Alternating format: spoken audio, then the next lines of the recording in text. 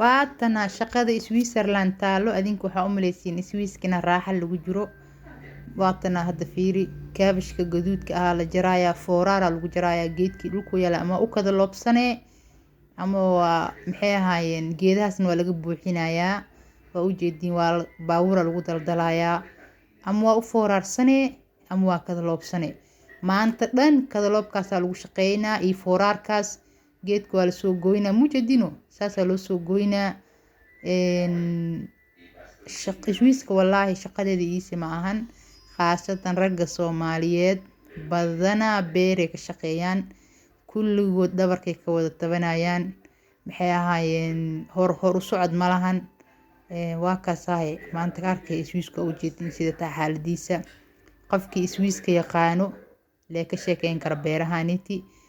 shaqooyin kale way jiraan laakiin shaqooyinka kale maqaayada laga shaqeynaa alaabta dhaqay alaab dhaqow oo laabiyaadka la dhaaf Talyaaniga ama hadii kale beeraha ka shaqeysane labadaas ay u dhaxaysaa beeraha marka waxaa loo aadaa xalaal waaye waa kana dadka u malay Swiss-ka inay lacag iska taalo waa kana arkasana loo soo shaqeynaa lacagtaadii kama badno guriga kiradiisi iyo maxay ahaayeen kaar caafimaadkii iyo maciishadeedana qaali waa Swiss-ka iyo waxa cuni lahayd khalaas waa la isku ka tuutaaleeyo waxa lagu leeyahay bishii 3,000 ku shaqeey ama 3,200 ama 3,300 haye 1,500 ama 1,000 guriga ku bixi 500 kaar caafimaad ku bixi baawurka shidaalkiisa bixi asukursiyoonkiisa bixi cuntadaadii adduunkaagii adigay kugu filan tahay wax ka soo haraya iska yar dadka u malay Swiss-ka inay lacag taalo ha arkaan waatana dhabar xanuunkaana yaalo qofka markuu guriga imaado habeenkii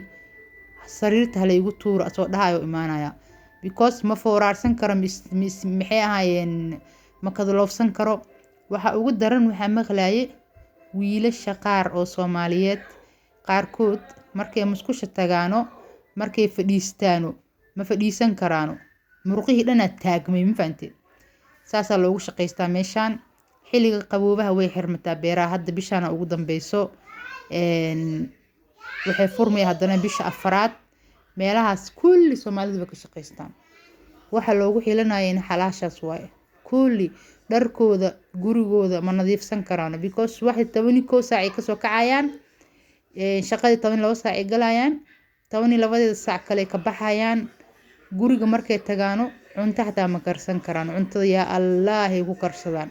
inay cuntada karsadaan meeshay ku karseen iskaga seexdaanba waa kaasa Swiss-ka u jeedin dumarka idin soo haray dumarkana waxay ka shaqeeyaan badanaa dhulka la tirtiraayo iyo musqulaha iyo maxay ahaayeen waayeelada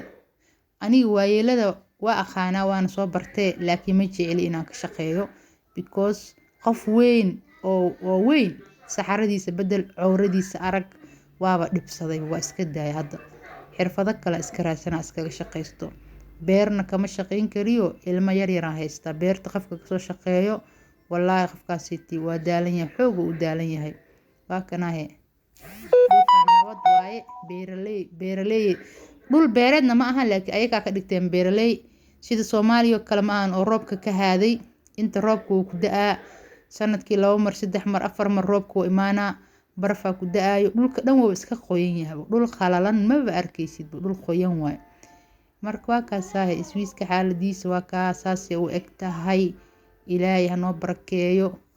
raaxana kuma jirno nala arka السلام عليكم ورحمة الله وبركاته.